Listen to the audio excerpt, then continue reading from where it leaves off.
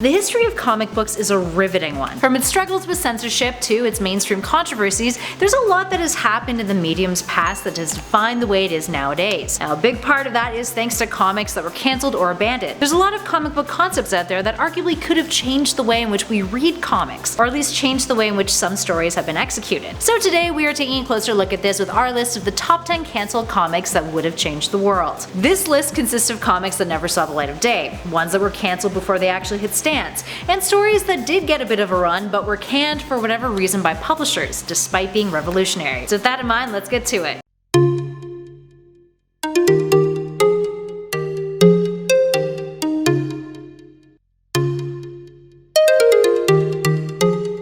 Starting us off in at number 10, Chase. Chase was a series released in 1998 by Dan Curtis Johnson and J.H. Williams III, creator that we'll be revisiting a little later on. It told the story of Cameron Chase, a woman who worked as an agent for the Department of Extra Normal Operations. In other words, she basically worked for the DC version of Marvel's S.H.I.E.L.D., keeping an eye out for superhumans who were considered threats to national security. Running only for 10 issues, it was short-lived for sure.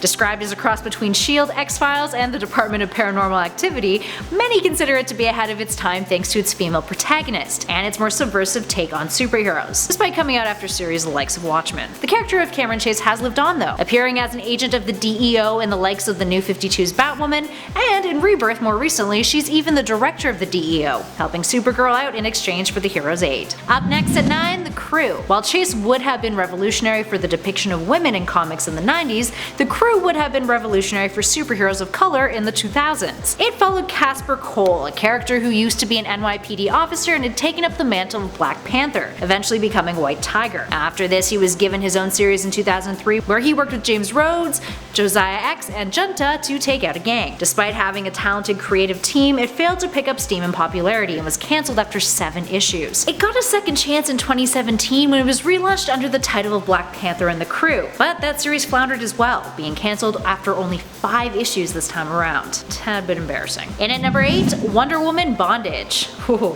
So once upon a time, Frank Miller wanted to retell Wonder Woman's origin story, or rather, her origin story that had to do with bondage, an activity that bled into her earlier stories thanks to her creator's fascination and adoration of BDSM. Miller wanted to use this story to incorporate bondage into Wonder Woman's origins and rework her story officially. An image that was apparently drawn by Miller was leaked by a fan with handwritten text below it that read, "Wonder Woman Bondage," written by Frank Miller, dated in 2005. It was described as being an over-the-top story. According to rumors, the project never made it out of the conceptual stage though, with Frank having had broad-stroke conversations with the project with then DC editor Bob Schreck. Can't imagine why that one was abandoned. In at number 7, Morning Dragons. Morning Dragons is a comic from Warren Ellis that the creator was allegedly working on at the beginning of the 21st century. According to the rumors and what has leaked, it told the story of a former priest who had become a samurai, set in feudal Japan. Sounds dope, right? Well, it gets wilder from there. The protagonist would encounter the likes of Vikings who traveled around on ships that look more like dragons than boats. According to Image Comics, Ellis's pitch for Morning Dragons was one of the best that they had ever heard, but unfortunately, it never saw the light of day. This was thanks to Ellis wanting to separate himself from Image due to financial issues with the company and how they paid him. In more recent years, the creator would acknowledge that Morning Dragons was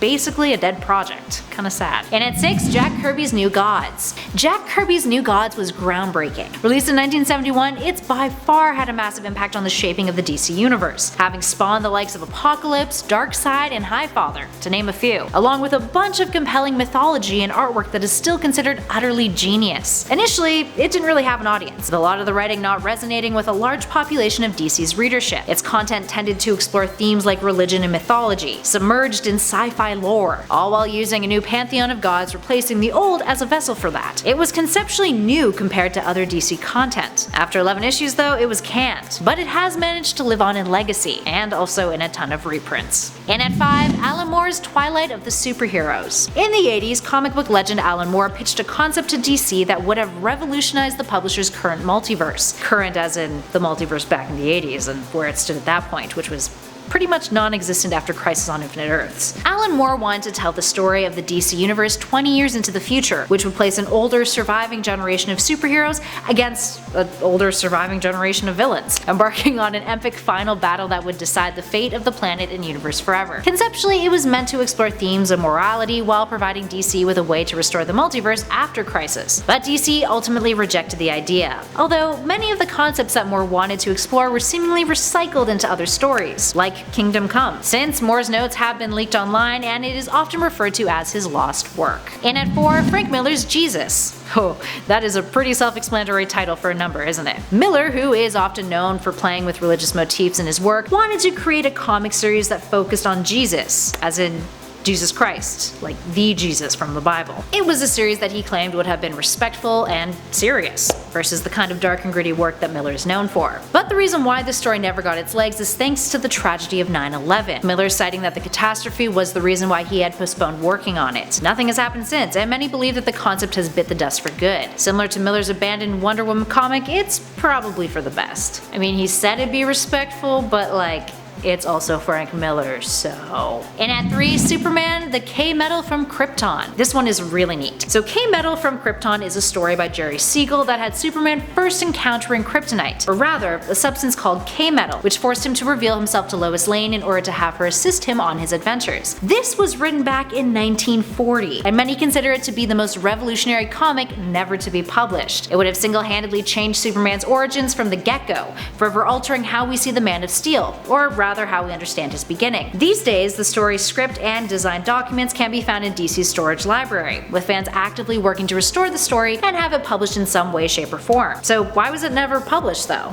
Well, no one has the slightest clue, but perhaps if it does get a second chance, maybe we'll learn why. And at number 2, Batwoman. Batwoman is a character with a fascinating history. Initially introduced after the Comics Code Authority was implemented in order to make Batman seem less gay, that is not even an exaggeration, Batwoman would later be revamped into Kate Kane, an open lesbian who once served in the military and had a dead sister. That is a really vague summarization for you people. Under the supervision of J.H. Williams III, Greg Rucka, and eventually W. Hayden Blackman, the character came into her own right as a complex and nuanced superhero who had distanced herself from Batman, despite being his cousin in the New 52. When the New 52 was announced, DC had stuck with this version of Batwoman, leading to a very critically successful series, spearheaded primarily by Williams and Blackman. But all of that came to an end after the two of them walked off of the series after DC editors denied them the ability to have Batwoman marry her partner, Maggie Sawyer. Having DC's biggest mainstream queer character marry her girlfriend would have been revolutionary in the industry, an industry which has historically severely lacked proper representation. After their departure, the series floundered and introduced a wildly problematic lesbian vampire character, and eventually it was cancelled altogether. Finally, and at number 1,